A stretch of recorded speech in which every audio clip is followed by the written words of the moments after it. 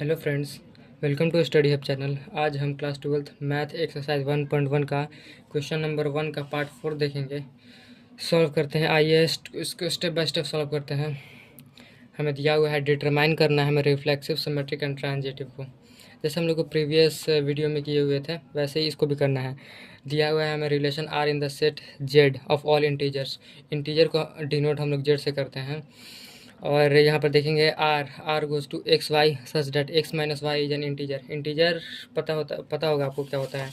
और ये integer number उसे कहते हैं जैसे कि इंटीजर नंबर में आ गया ज़ीरो हो जाएगा। जितने भी नेगेटिव आपके नंबर्स हो जाएंगे वो इंटीजर हो जाएंगे, जितने पॉजिटिव नंबर हो जाएंगे वो इंटीजर हो जाएंगे।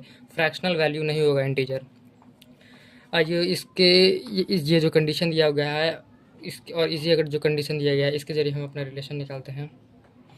आइए इसको देखते हैं। हमारा पहले सेट क्या दिया हुआ है, ए गोज़ टू, हम इंटीजर में कोई भी लिख सकते हैं जैसे जीरो हो सकता है, जितने भी नेगेटिव नंबर हो सकते हैं -2 -3, जितने पॉजिटिव नंबर हो सकते हैं जैसे कि 4 2 1 6 इन्फिनिटी तक जाएगा ऐसे इंटीजर। और रिलेशन हमारा क्या दिया हुआ है यहाँ पर x माइनस वाई यानी इंटीजर दिया हुआ है, तो रिलेशन हम लोग निकालेंगे। रिलेशन हम लोग यह इस कंडीशन के जरिए हम अपने रिलेशन निकालते हैं। देखिए एक्स वाई ये होता है एक्स, यानी कि अगर हम यहाँ पर 0 0 पुट कर देते हैं ये होता है एक्स एंड ये होता है वाई। अगर 0 में 0 घटाएंगे तो 0 ही आएगा। अगर हम यहाँ पर 1 और 1 पुट करते हैं, एक्स का वैल्यू ये है वाई का वैल्यू ये है, यानी कि 1 - 1 करेंगे तो 0 ही आएगा। तो हमें इंटीजर जीरो एक इंटीजर नंबर है तो ये भी हो सकता है, या फिर ऐसे कर सकते हैं हम लोग 1 की जगह पे 2 पुट कर सकते हैं, यानी कि अगर 1 में से 2 घटाएंगे तो क्या -1 आ जाएगा। -1 क्या है, इंटीजर वैल्यू है। यहाँ पर 2 1 हो सकता है, 1 3 हो सकता है, 2 2 हो सकता है, 3 3 हो सकता है, ऐसे इन्फिनिटी तक ऐसे भी जाएगा ये। हम लोग इतने इतने से ही हम लोग अपना रिलेशन निकाल देते हैं। आइए देखते हैं।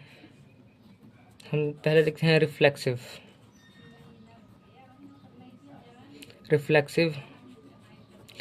रिफ्लेक्सिव किसे कहते हैं, इसका कंडीशन हमें जानते हैं। इसका कंडीशन ये होता है, ए बिलोंग्स टू आर होना चाहिए एंड बी और बी बिलोंग्स टू आर होना चाहिए, यानी कि सेम टू सेम होना चाहिए।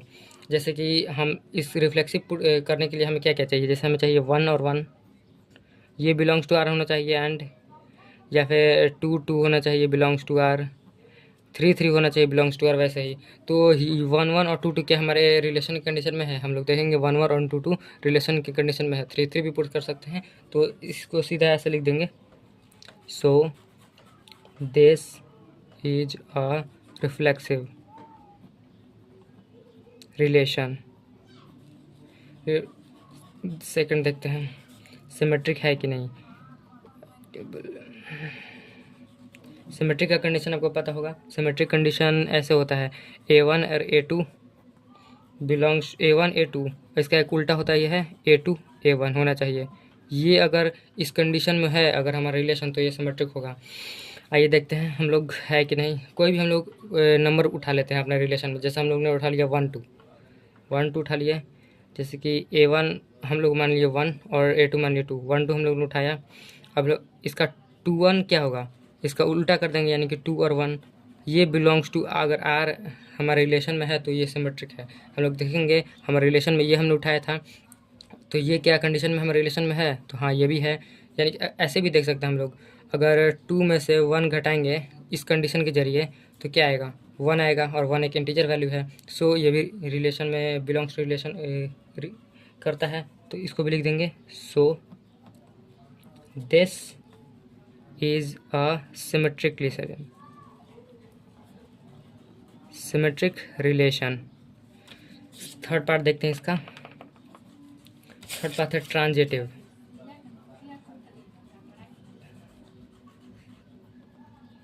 ट्रांजिटिव रिलेशन की कंडीशन क्या होता है, इसका भी कंडीशन पता होगा आपको। A1 A2 A3, ये थोड़ा टेढ़ा है ये वाला, मतलब ज़्यादा टेढ़ा नहीं, मतलब सिंपल ही है, मतलब ये थोड़ा दोनों से अलग है ये वाला थोड़ा। एंड A1 और A3 जो है वो बिलोंग्स टू आर होना चाहिए। अगर ये तीनों कंडीशन हमारे रिलेशन कंडीशन में है तो ये ट्रांजिटिव रिलेशन हो जाएगा।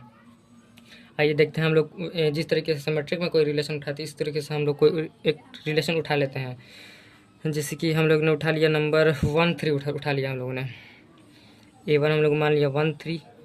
A2 क्या होगा, अगर A1 ये है A2 ये है तो A2 क्या होगा 3, और A3 क्या होगा, A3 हम लोग कोई भी नंबर आप खुद से मान लेते हैं। जैसे कि हम लोग मान लिया 4 मान लिया, 4 मान लिया, और ये दोनों बिलोंग्स टू तो है हमारे आर के।